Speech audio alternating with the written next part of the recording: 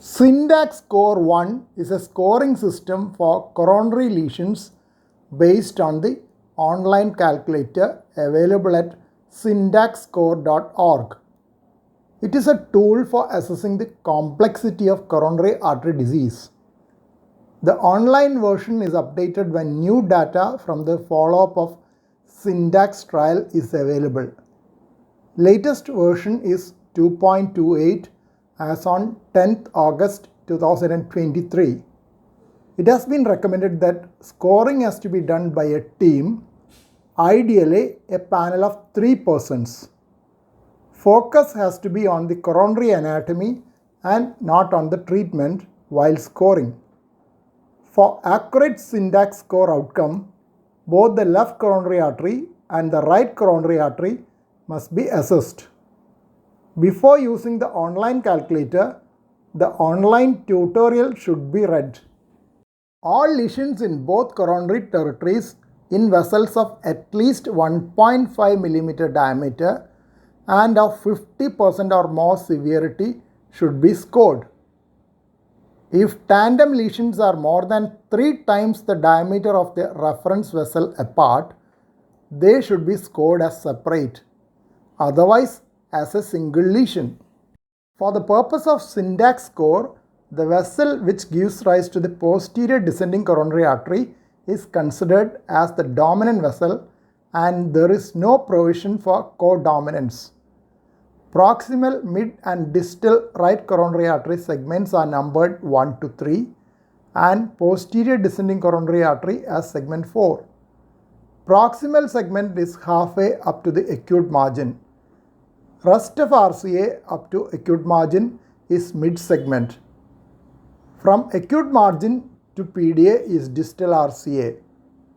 Posterior left ventricular branch originating from the right coronary artery is numbered 16 and its branches as 16A, 16B, 16C starting from proximal to distal.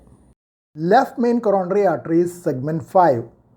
Proximal, mid and apical left anterior descending coronary artery segments are numbered 6 to 8.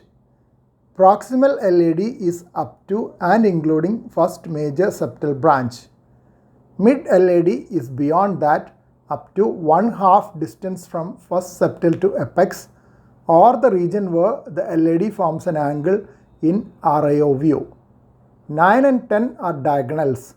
11, 13 and 14 are for left circumflex coronary artery and its branches. When PDA arises from the LCX, it is designated as 15. Intermediate coronary artery is designated as 12.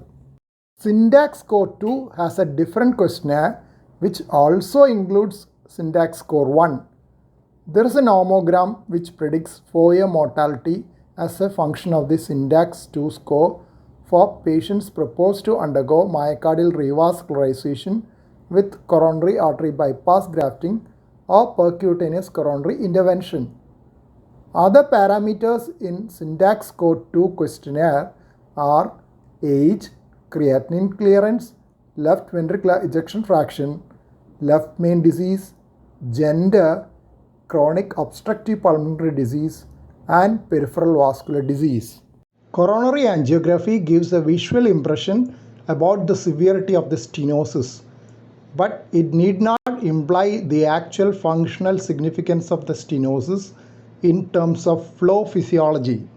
It is often difficult to decide which are the flow limiting lesions when there are multiple stenosis in same or different territories. It is here that the fractional flow reserve estimation helps. FFR is estimated using a guide wire with a pressure transducer. FFR wires have properties similar to the floppy guide wires so that they can pass across coronary lesions back and forth easily to assess the pressure drop across the lesions. The flow reserve is calculated after inducing maximal hyperemia in the distal territory with intracoronary adenosine or papaverine or intravenous adenosine given in a central vein. FFR is obtained by dividing the pressure distal to the stenosis by the central aortic pressure, which is usually equal to the pressure proximal to the stenosis if there is no additional stenosis in between. Normal FFR is 1.0 and an FFR below 0.75 indicates inducible ischemia, while an FFR above 0.80 excludes ischemia in 90% of cases. So, it is evident that the gray zone in FFR evaluation is very limited. FFR measurement is successful in almost 99% of cases and the values are reproducible. If the FFR normalizes after stenting, the restenosis rates at 6 months is less than 5%. Since the FFR wire can be used for guiding balloon catheters and stents, it is easy to make post-procedure measurements without any additional effort. When there are multiple stenosis, the wire will pick up the pressure drop at each lesion so that we can decide on which all lesions are significant and needs tackling. FAME study showed that at 1 year follow-up, rate of major adverse coronary events was reduced by approximately 30% by routinely measuring FFR. Routine FFR measurement probably led to more judicious use of stents and improved outcomes. FAME study showed that at 1 year follow-up, rate of major adverse coronary events was reduced by approximately 30% by routinely measuring FFR. Routine FFR measurement probably led to more judicious use of stents and improved outcomes. Cutoff of FFR was 0.8 in the study. Lesions with FFR more than 0.8 were left on medical treatment in the FFR guided PCI arm. Naturally, the FFR guided PCI group received lesser number of stents. They had lower rates of mortality or myocardial infarction. PCI or coronary artery bypass surgery rates were also lower, though not statistically significant. The lesions deferred on basis of FFR had only 0.2% myocardial infarction rate and 3.2% revascularization rate at 2-year follow-up. A downside of the study was that it had included lesions of 50 to 79% stenosis also, but the authors justified their decision mentioning that 35% of these lesions were hemodynamically significant and leaving them untreated based on angiographic appearance alone would not have been ideal. Another potential drawback of the data is that theoretically the lesions left alone based on FFR can also progress beyond the study period of 2 years and present later with significant stenosis. Fractional flow reserve is the fraction of the maximal coronary flow that remains in the presence of an epicardial coronary lesion. Hence, it is useful in assessing the severity of lesions, especially in case of lesions thought to be borderline on angiography. The flow has contributions from the factors due to the epicardial coronary artery, myocardium and the collateral flow. Hence, a good collateral flow can lead to underestimation of the severity of stenosis estimated by FFR.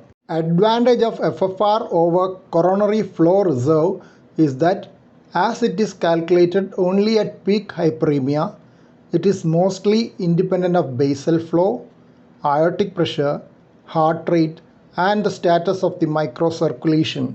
There is a strong correlation between FFR and inducible myocardial ischemia.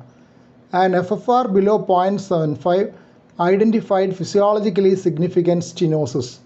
In patients with coronary lesions, FFR can be used to identify patients who will benefit from percutaneous coronary interventions.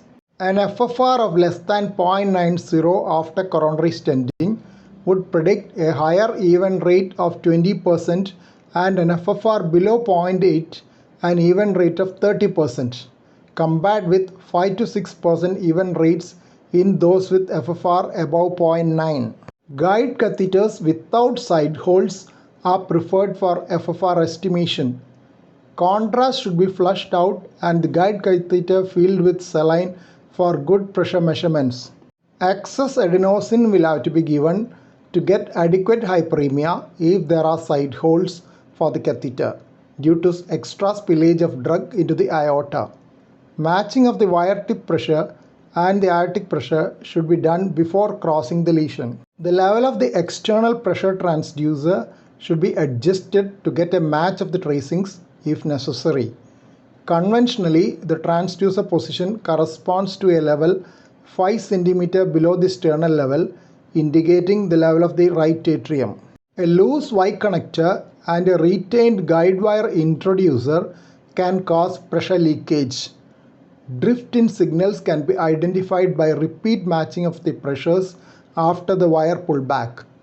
There is a limitation while assessing serial lesions, as the true FFR across a lesion can be known only after complete relief of the other lesion. There are formulae available for calculating the significance of individual lesions, but this will require measurement of wedge pressure, which can be done only during interventions and not during diagnostic catheterizations. FFR estimation using the Doppler wire is useful in assessing the need for a side branch stent in bifurcation disease.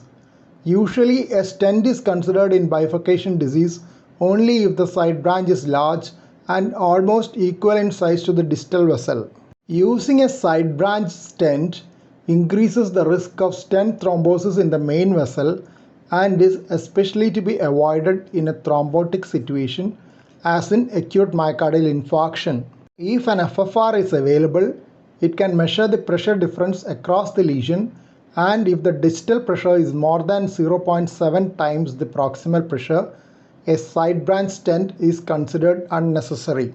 Syntax score is calculated on a publicly available website using an online software.